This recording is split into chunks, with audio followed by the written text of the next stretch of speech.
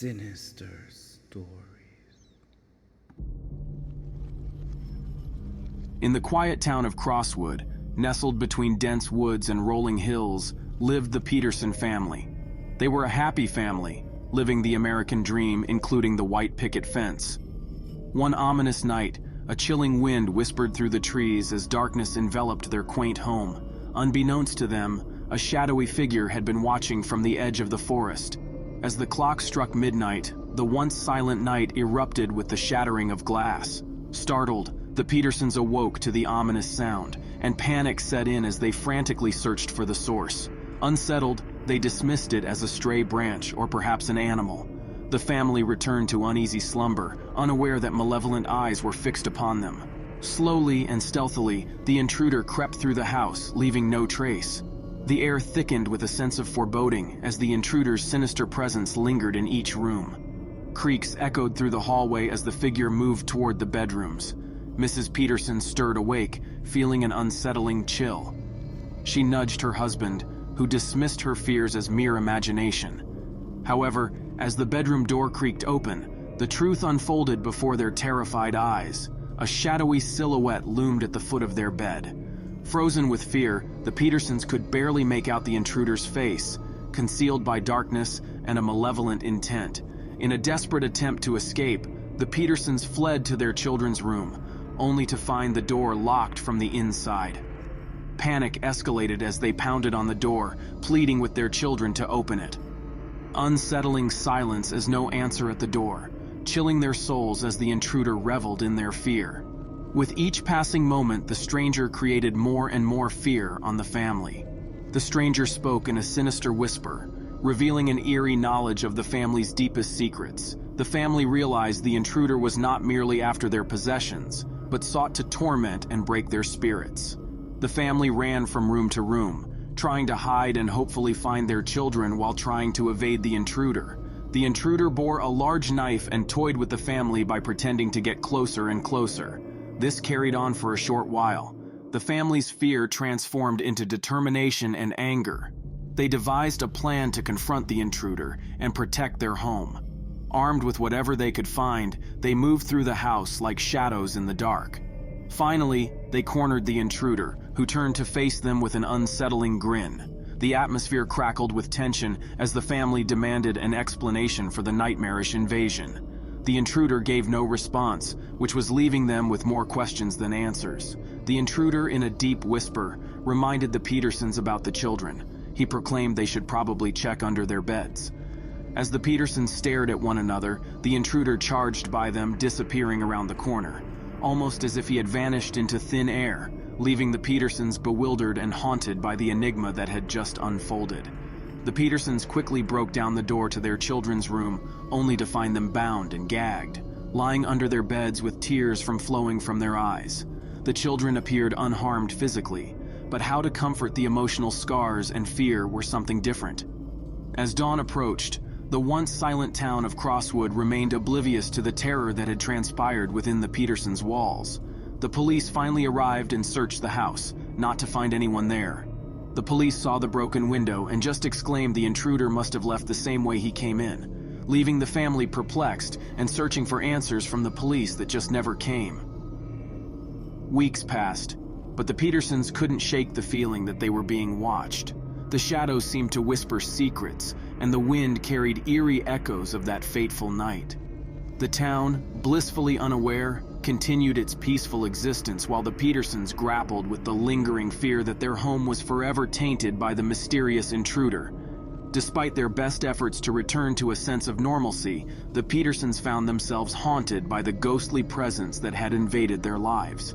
As the days turned into nights, the family struggled to sleep. Every creak, every shadow triggered memories of that ominous night. They questioned whether the intruder truly left, or if he had become a part of the very fabric of their home, a lingering phantom that fed on their fear. In an attempt to regain control, the Petersons decided to fortify their home. Security cameras were installed, and every creaking floorboard was fixed. Yet, the unease persisted, as if the malevolent force had become ingrained in the very structure of the house. The once close-knit community of Crosswood began to notice the Petersons' descent into paranoia. Whispers circulated, and curious glances were cast their way. The town, once untouched by the darkness that now plagued the Petersons, began to feel a subtle shift in its atmosphere. The family sought therapy, attempting to cope with the trauma that had befallen them. However, the therapist, too, sensed an otherworldly presence that defied explanation. The Petersons' unease seemed to seep into the very fabric of the therapist's office, leaving an indelible mark on those who dared to venture into their troubled world. As the months passed, the Petersons' unease became a palpable force within their home. Objects moved on their own, and shadows danced with a sinister glee. Friends and neighbors distanced themselves, afraid of the dark cloud that hung over the once happy family. In their pursuit of answers, the Petersons delved into the town's history, seeking clues about the shadowy figure that had invaded their lives. Yet the more they uncovered, the more questions arose. The mysterious intruder seemed to be a phantom, leaving no trace of his origin or purpose. The Petersons, desperate for a return to normalcy, decided to confront the shadows that haunted them. With newfound determination, they meticulously combed through every corner of their home nightly, scrutinizing each inch for signs of intrusion. The security cameras, now vigilant sentinels, monitored the surroundings, capturing every movement, or so they believed.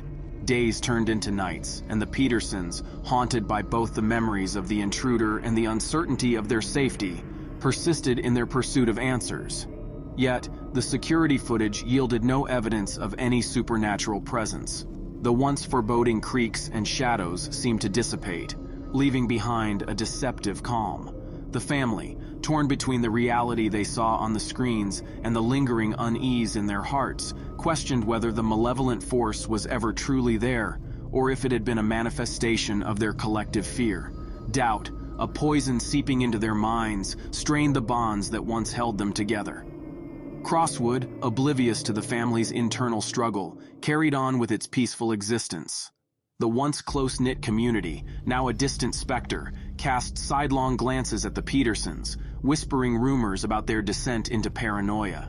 The therapist's office, once a haven for healing, transformed into a battleground of skepticism and fear. The family, driven by desperation, decided to confront the lingering doubts that festered within their minds. They reached out to renowned psychologists, seeking expertise beyond the supernatural. The psychologists, armed with skepticism and clinical analysis, delved into the Petersons' collective trauma. The sessions, fraught with tension, unraveled the intricacies of the family's psychological state. The therapist postulated that the intruder might have been a manifestation of deep-seated fears and anxieties, brought to life by the Petersons' shared trauma. The malevolent figure, once a haunting specter, now seemed like a shadow cast by the family's collective psyche. In a cathartic breakthrough, the Petersons, guided by the therapists, started to question the validity of their supernatural experiences. The once terrifying presence that lingered in the corners of their home now appeared as a figment of their imagination. The security cameras, once their protectors, revealed no trace of the intruder. As the family embraced the possibility that their tormentor might never have existed beyond their fears, a peculiar sense of relief washed over them. The therapists, keen observers of the human mind, helped the Petersons navigate the delicate terrain between reality and perception. However, the true revelation awaited them. One fateful evening, as the family gathered in the living room, the lights flickered ominously. The unease, long dormant, surged through the air. The Petersons exchanged wary glances, and the security cameras, their silent witnesses, captured an unexpected twist. The footage revealed the intruder, not as a spectral entity, but as a physical presence lurking in the shadows of the Petersons' home. Shock and disbelief gripped the family as they watched the malevolent figure slink through the darkness, confirming the unnerving truth: they were not alone. Fear, once quelled by the reassurance of a psychological explanation, returned with a vengeance. Armed with this unsettling revelation, the Petersons, once again, confronted the malevolent force that had infiltrated their lives. After the initial shock, the Petersons locked their children in their room and armed themselves with weapons they had hidden around the house. As the Petersons explored the concealed recesses of the house, they stumbled upon a hidden chamber. There, amidst the dust and shadows, they uncovered the intruder's makeshift sanctuary, a nest of discarded belongings, remnants of stolen food, and a sinister collection of mementos pilfered from the unsuspecting family. The Petersons, confronted with the harsh reality that their tormentor had been a human infiltrator, not a supernatural entity, grappled with the implications. The once believable horror transformed into a chilling realization that the terror had originated from within. The Petersons locked their children in their room and began to search frantically for the intruder. They searched every room with no avail. After descending the stairs back to the living room, they found the intruder standing there just smiling in silence. As the family approached, carefully wielding their weapons, the intruder just laid down his knife and put his hands on his head. As he proclaimed to the family, "I will always be here. I will always be wherever you are." The police were summoned, and the intruder, unmasked and devoid of the malevolent mystique that had shrouded him, was apprehended. The town of Crosswood, now thrust into the spotlight of an unimaginable scandal, watched as the Petersons' white picket fence home became a symbol of vulnerability rather than suburban bliss.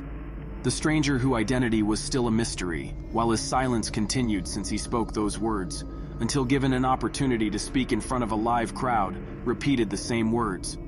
"I will always be here," leaving a family and a town to the harsh realization that no one will ever be safe, and no town is completely secure from the horrors and mysteries that live among us.